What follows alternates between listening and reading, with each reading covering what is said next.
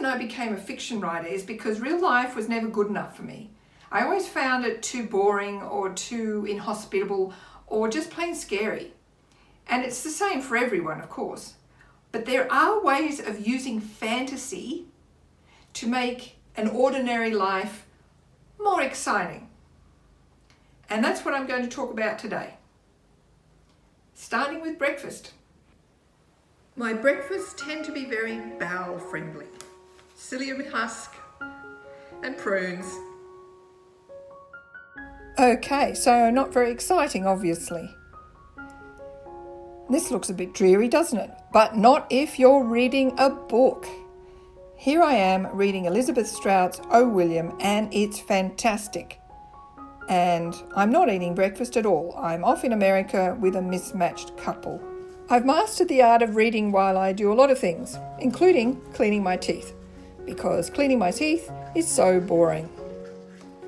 Which means that when I'm doing something like the laundry, I think about ways I could turn it into a story. Like, what if I was someone who finds something in my husband's or child's pocket that kicks off a drama? A strange note or a ticket to somewhere weird, or a mysterious pill. Perhaps it falls out of a pocket while I'm hanging shirts on the line. Or maybe one of the shirts has been ruined by the colour from another shirt, and that kicks off some kind of tantrum that leads to a disaster, like someone crashing a car.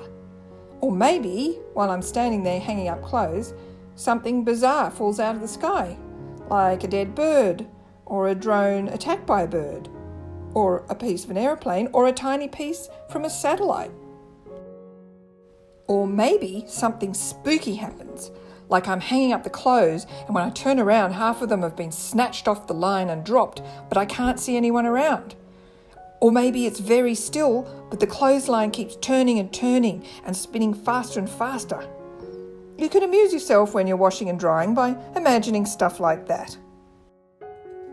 And then, after breakfast and the laundry, there's often work, which is either totally absorbing or a real drain.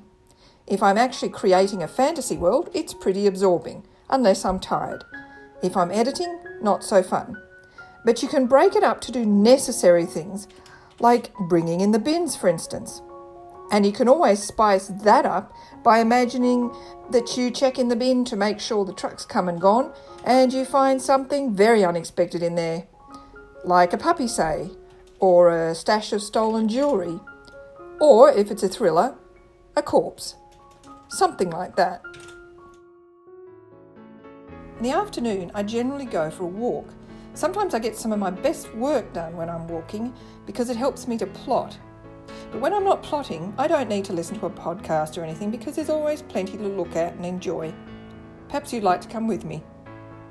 This house is one of those classic old pre-war summer residences that were built in the mountains with a tennis court, and this one still has a tennis court. A lot of houses you see have a big flat areas where there used to be a tennis court.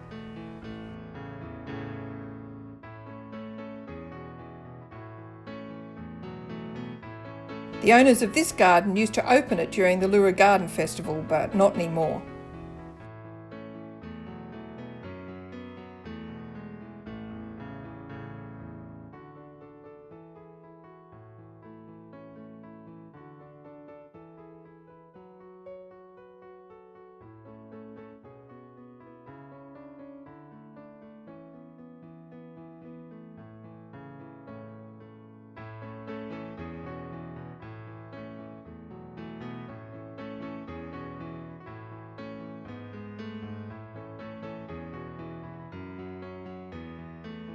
I think this one used to have a tennis court, but not anymore.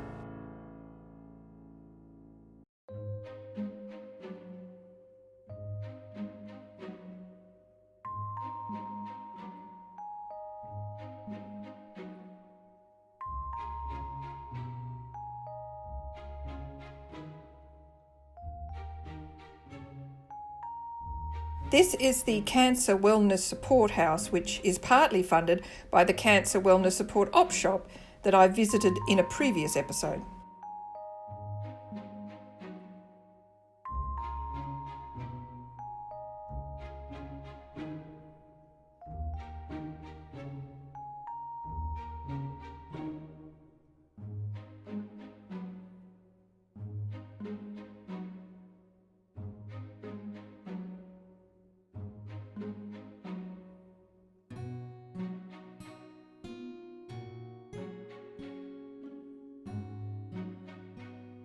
It's very mindful exercise, walking around admiring the houses.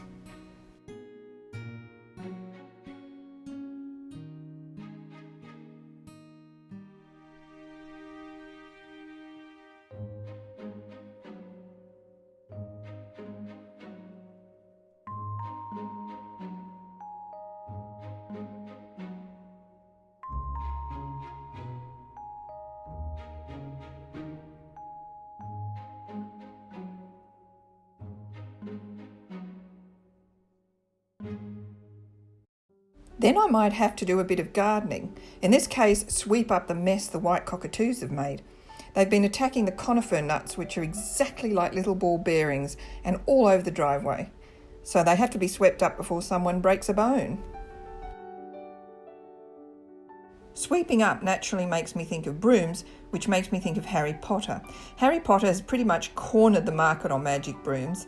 Though I suppose you could look at witches and brooms in the context of the evils of domesticity, or the power of domesticity. Maybe an evil broom that keeps someone chained to the housework? Though that kind of thing leads to the sorcerer's apprentice, so it's been done before, I guess, to some extent. A new broom sweeping clean is an image that prompts me to think about new CEOs that come in and change things just for the sake of changing things, to show that they're earning their keep. And of course, in the process, they mess up everyone else's life. That's probably fertile soil for a news story. Or maybe, instead of focusing on brooms, I should think about the cockatoos. I mean, what were they thinking? Were they just tossing their rubbish around carelessly, like drunk people at a music festival? They are a bit spiteful like that sometimes, ripping things up for the sake of it. Or was some kind of war going on? A cockatoo war? Birds are always having wars overhead and people hardly ever notice. Every day you can get the Battle of Britain in the sky and it just doesn't register. You hear magpies snapping and bombing feral minor birds, and the drama being played out doesn't get the coverage it should. But writing about animals is tricky. Children's picture books don't combine well with wars. A book for older kids might work if the young protagonist became involved in a local bird war. Anyway, it's all food for thought and keeps me interested while I'm doing chores. When I'm cooking dinner, I often need two hands, so I can't read a book. That's okay though. If there isn't a podcast I want to listen to, I can pretend I'm on a TV cooking show, or I can pretend I'm in a horror movie. This shot looks set up for someone to approach me from behind and then get stabbed in the gut when I whip around to confront them. All the red juice coming out of the capsicum could be a forewarning of what's about to happen. Or I might think about an abattoir worker I read about once who had her own set of knives which she sharpened and polished and looked after, and I might wonder about turning her into a character, a really chipper, chirpy woman who's a great cook but who insists on using her abattoir knives when she's cooking, which freaks everyone out. Or if that's all a bit creepy and gory, I might start thinking about how this simple act of spreading olive oil on capsicum in the kitchen might be immeasurably precious and magical to someone who's been to hell and back. And how oil has always been seen as a holy kind of substance, emphasising that sense of magic, and how someone in that position might go to great lengths to protect this piece. Alternatively, I might go completely the other way and imagine someone so unbearably bored doing all this that they take the little olive oil brush and paint "I'm out" on the fridge with it, perhaps in soy sauce or sweet chili sauce. And then they take off their apron and drop it on the floor and leave. Not something I want to do, but I have to be able to imagine it happening. You have to really concentrate when you're putting pasta in a pot. But while you're stirring it, there's just enough time to dip into a good book. I've even mastered the art of reading in the shower, which I didn't want to film for obvious reasons. And of course I take a book to bed with me. And that's how I get through the less interesting parts of my very ordinary day, when it's probably better to dream about scenarios and characters than worry about all the things you have to worry about. And I know it's a funny way of living and probably not very mindful, but whatever gets you through the day.